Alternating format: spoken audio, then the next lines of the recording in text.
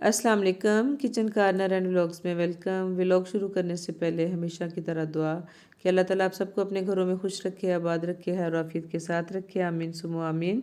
Please मुझे भी अपनी दुआ में याद रखिएगा। मेरे पिछले व्लॉग्स देखने वालों को पता होगा और मैं दोबारा बता देती हूँ कि आजकल हम आए हुए हैं तुर्की के टूर पे और घूम फिर रहे हैं, एंजॉय कर रहे हैं माशाल्लाह, और आपके साथ भी शेयर कर रहे हैं। तो आज हम जा रहे हैं हज़रत अबू अयूब अंसारी रज़ी अल्लाह ताला अन्हो के मज़ार शरीफ पे। तो हम आपको मज़ार भी दिखाएंगे, और इससे पहले मैं आपके साथ एक वाक़या शेयर करना चाहती हूँ जो मैंने पढ़ा था, तो मेरे याददाश्त में था। मैंने कहा कि मैं आपके साथ भी शेयर करती हूँ। हजूर अकरम सल्लल्लाहु अलैहि वसल्लम से 1000 साल बेशतर यमन का बादशाह तब हमीरी था। एक मरतबा वो अपनी सल्तनत के दौरा को निकला। 12,000 आलम और हकीम और 1,32,000 सवार, 1,13,000 प्यादा आपने हिमरा लिए। इस शान से निकला कि जहाँ भी पहुँचता इसकी शान शौकत देखकर मखलूक खुदा चारों तरफ नज़ारा को जमा हो जाती थी।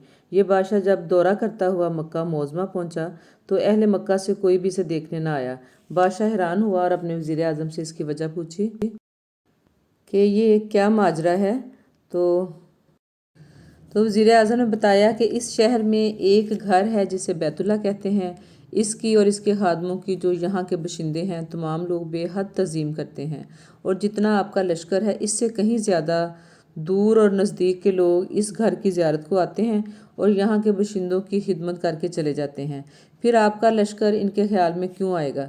ये सुनकर बादशाह को बहुत गुस्सा आया और कसम खा कर कहने लगा कि मैं इस घर को खुदवा दूंगा और यहाँ के बशिंदों को कत्ल करवा दूंगा।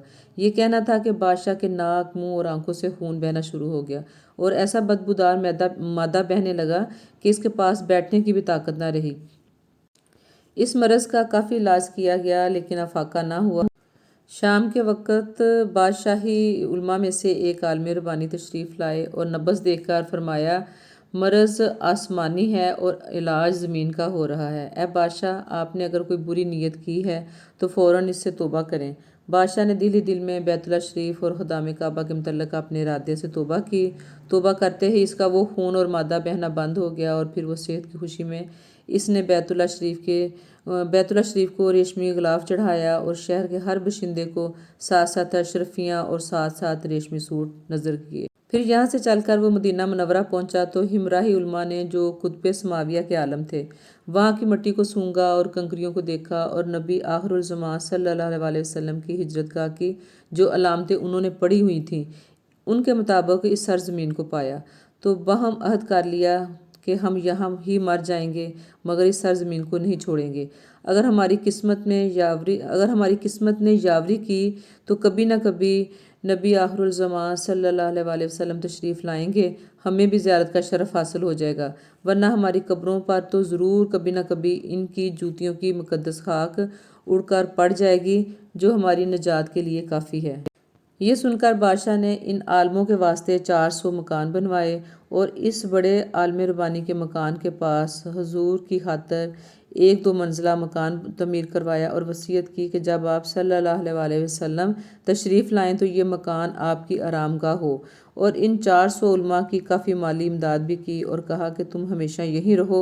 और फिर इस बड़े आलम रब्बानी को एक ख़त दिया और कहा कि मेरा ये ख़त इस नबी आखिरुल ज़मान सल्लल्लाहु अलैहि वसल्लम की खिदमत अक़दस में पेश कर देना। अगर ज़िंदगी भर तुम्हें हुजूर की ज़ियारत का मौका ना मिले तो अपनी औलाद को वसीयत कर देना कि नस्ल दर नस्ल मेरा ये ख़त महफूज रखें, हत्ता कि सरकार अब्द करार सल्लल्लाहु अलैहि वसल्लम की खिदमत में पेश कर दिया जाए। ये कहकर वो बादशाह वहाँ से चल दिया। वो ख़त नबी करीम सल्लल्लाहु अलैहि वसल्लम की खिदमत अक़दस में 1000 साल बाद पेश हुआ। कैसे हुआ और ख़त में क्या लिखा था सुनिए, और अज़मत हुजूर सल्लल्लाहु अलैहि वसल्लम की शान देखिए। बादशाह ने लिखा, कम तरीन मखलूक तब अव्वल हमीदी की तरफ से शफ़ीउल मज़नबीन सैयदुल मुरसलीन मोहम्मद रसूलुल्लाह सल्लल्लाहु अलैहि वसल्लम अम्मा बाद। ए अल्लाह के हबीब, मैं आप पर ईमान लाता हूँ और जो किताब आप पर नाजिल होगी इस पर भी ईमान लाता हूँ और मैं आपके दीन पर हूँ। बस अगर मुझे आपकी ज़ियारत का मौका मिल जाए तो बहुत अच्छा और गनीमत, اور اگر میں آپ کی زیارت نہ کر سکا تو میری شفاعت فرمانا اور قیامت کے روز مجھے فراموش نہ کرنا۔ میں آپ کی پہلی امت میں سے ہوں اور آپ کے ساتھ آپ کی آمد سے پہلے ہی بیعت کرتا ہوں۔ گواہی دیتا ہوں کہ اللہ ایک ہے اور آپ اس کے سچے رسول ہیں۔ شاہ یمن کا یہ خط نسل در نسل ان 400 علماء کے اندر حرز جان کی حیثیت سے محفوظ چلا آیا، یہاں تک کہ 1000 سال کا عرصہ گزر گیا۔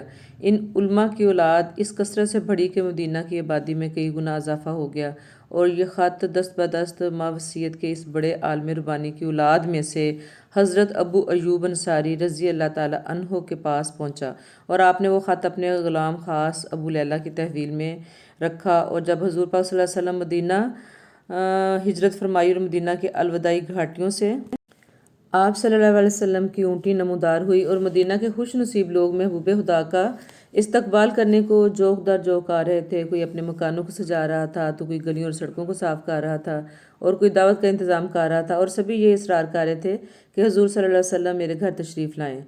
نبی پاک صلی اللہ علیہ وسلم نے فرمایا کہ میری اونٹی کی نکیل چھوڑ دو، اور میری اونٹی جدھر ٹھہرے گی میں ادھر ہی قیام کروں گا۔ اور جب نبی پاک صلی اللہ علیہ وسلم کی اونٹنی 2 منزلہ مکان کے سامنے ٹھہر گئی جو شاہ یمن نے حضور پاک صلی اللہ علیہ وسلم کے لیے ہی بنوایا تھا، اور اس وقت حضرت ابو ایوب انصاری رضی اللہ تعالیٰ عنہ کی تحویل میں تھا، اور پھر ادھر آپ کو وہ خط پیش کیا گیا، تو مجھے یہ بہت اچھا لگا تھا یہ واقعہ، تو میں نے کہا میں آپ کے ساتھ بھی شیئر کروں۔ تو جی ہم پہنچ گئے ہیں حضرت ابو ایوب انصاری رضی اللہ تعالیٰ عنہ کے مزار شریف پہ، اور یہ باہر کا جو ڈور ہے اس کے اوپر یہ ماشاءاللہ خوبصورت سی خطاطی کی گئی ہے۔ اور اب ہم جائیں گے اس کے بعد اندر کی طرف احاطے میں، اور اس علاقے کو ابو سلطان کے نام سے جانا جاتا ہے۔ اور جب ہم ادھر پہنچے ہیں حضرت ابو ایوب انصاری رضی اللہ تعالیٰ عنہ کے مزار کے پاس، تو اس وقت نماز ظہر کا ٹائم تھا، تو پھر میرے ہسبینڈ اور میرا بیٹا نماز پڑھنے چلے گئے، اور پھر ہم باہر ہی گھوم پھر رہے ہیں اور دیکھ رہے ہیں۔ اور بھی بہت سارے لوگ ایسے ہی آتے ہیں مزار شریف کو دیکھنے، اور کچھ لوکل لوگ جو ہیں وہ نماز ادا کرنے کے لیے آتے ہیں۔ اور ہم بھی ادھر گھوم پھر رہے تھے اپنی اما زہرا کے ساتھ، میں اور میری بہو ہم باہر ہی تھے، اور بہت سارے لوگ جیسے کہ میں نے بتایا کہ ادھر آتے ہیں، اور پھر ہم بھی ایسے ماشاءاللہ دیکھیں جی، یہ میری اما زہرا جو ہے یہ ہاتھ ہلا کے آپ کو سلام کہہ رہی ہے، تو ہم ادھر ہی ویٹ کر رہے تھے کہ جیسے میرا بیٹا اور میرے ہسبینڈ آئیں تو پھر ہم بھی اندر جائیں گے، اور اس کے بعد پھر ہم اندر کا جو ہے ویو آپ کو دکھائیں گے۔ تو وہ میرا بیٹا اور میرے ہسبینڈ پھر نماز پڑھ کے آئے، اور پھر میرے بیٹے نے سنبھالا اما زہرا کو، اور پھر گئے ہم اندر، اور ڈور سے اندر ہوتے ہی بائیں سائڈ پہ لیڈیز کے لیے نماز کا انتظام ہے، مطلب کہ جگہ مختص ہے، اور دائیں طرف سے آدمی جو ہیں ادھر نماز پڑھتے ہیں، اور پھر بڑا سارا احاطہ ہے، اور سامنے قبرستان ہے، اور اس کے بعد یہ ہے جی مزار شریف۔ اور ہم بھی ادھر پھر آئے ہیں، اور ہمیں ایک شاپر دیا گیا، اس میں ہم نے اپنے جوتے رکھے ہیں، اور وہ ایسے کر رہے تھے کہ 15 20 لوگوں کو اندر جانے دے رہے تھے، اور جب وہ کچھ دیر ٹھہرنے کے بعد دوسرے ڈور سے باہر نکل آتے ہیں تو پھر وہ مزید لوگ جو ہے نا وہ اندر جاتے ہیں۔ اور الحمدللہ جی، الحمدللہ ہم بھی صحابی رسول میزبان رسول حضرت ابو ایوب انصاری رضی اللہ تعالیٰ عنہ کے مزار شریف کے اندر آ گئے ہیں۔ مزار شریف پر قرآن پاک کی نہایت خوبصورت خطاطی کی گئی ہے، جو دیکھنے میں بہت کلرفل سی اور بڑی خوبصورت لگ رہی تھی، اور نیچے بڑا خوبصورت سا کارپیٹ بچھایا گیا، اور یہ سامنے قبر مبارک ہے، اور اوپر لکھا ہوا ہے لا الہ الا اللہ محمد رسول اللہ دیوار پہ، اور یہ قبر مبارک پہ 2 کالے پردے لٹک رہے تھے۔ اور مزار شریف کے اندر داخل ہوتے ہی یہ بائیں سائڈ پہ تبرکات مقدسہ رکھے گئے ہیں۔ ایک درخت کا پتہ ہے جسے حضور پاک صلی اللہ علیہ وسلم نے سنا ہے کہ اپنے ہاتھ سے لگایا تھا۔ ایک پتھر کا ٹکڑا ہے جو آپ صلی اللہ علیہ وسلم پر درود شریف بھیجا کرتا تھا، اور آپ سے ہم کلام بھی ہوا کرتا تھا۔ حضور پاک صلی اللہ علیہ وسلم کے موہ مبارک بھی رکھے گئے ہیں۔ سبز رنگ کی ٹائل کا ایک ٹکڑا بھی ہمیں نظر آیا ادھر پڑا ہوا، اور وہ ایک آدمی جو سامنے بیٹھا ہوا قرآن پاک پڑھ رہا ہے، سنا ہے کہ ادھر ہر وقت قرآن پاک پڑھا جاتا ہے۔ بہت خوبصورت مزار مزار شریف پہ قرآن پاک کی نہایت خوبصورت خطاطی کی گئی ہے، جیسے کہ میں آپ کو پہلے بتا چکی ہوں، جو کہ بڑی خوبصورت لگ رہی تھی۔ ہم نے اس کو اپنے کیمرے میں محفوظ کیا اور کچھ دیر ہم ادھر ٹھہرے، ہم نے بھی فاتحہ خوانی کی اور پھر ہم دوسرے ڈور سے کچھ دیر رکنے کے بعد دوسرے ڈور سے ہم باہر نکل آئے۔ بہت ہی خوبصورت مزار شریف، میں نے یہ تصویر لی گھما کے تاکہ آپ کو بھی دکھاؤں۔ قرآن پاک کی مختلف آیات لکھی گئی ہیں ادھر خوبصورتی کے ساتھ، ماشاءاللہ بہت ہی خوبصورت ماشاءاللہ، دیکھنے بہت ہی اچھا لگ رہا تھا۔ اور اس کے بعد ہم مزار سے باہر نکل آئے، یہ مزار کے باہر والا حصہ ہے اور ادھر ایک چھوٹی سی شاپ تھی، ادھر سے لوگ کچھ خرید رہے تھے، تو ہم نے بس گھوم گھام کے دیکھا۔ اس کے بعد پھر ہم نکل آئے مزار سے باہر، اور اس کے بعد پھر میرا بیٹا اور میرے ہسبینڈ جو ہیں وہ مزار شریف پہ حاضری کے لیے گئے، اور اس کے بعد پھر ہم باہر نکلے ہیں اور بچوں کے ساتھ ہم نے ادھر بنائی ہیں پکچرز۔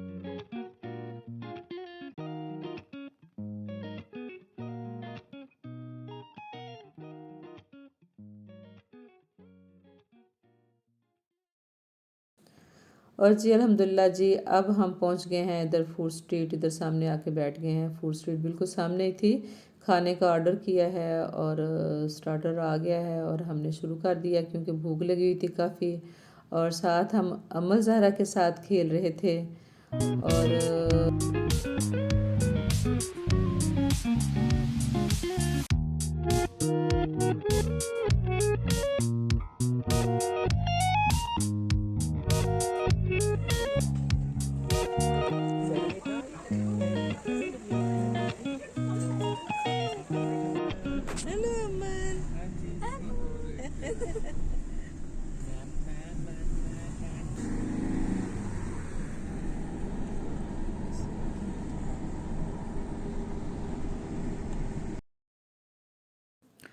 اور جی پھر واپسی پہ امر زہرا کے دادا بیٹھے امر زہرا کے ساتھ پیچھے، اور ہم بیٹھے فرنٹ سیٹ پہ کیونکہ ہم نے بنانی تھی ویڈیو، اور جب ویڈیو بناتے ہیں تو ویڈیو کافی لینتھی ہو جاتی ہے، پھر ہمیں کیمرے کو فاسٹ کرنا پڑتا ہے۔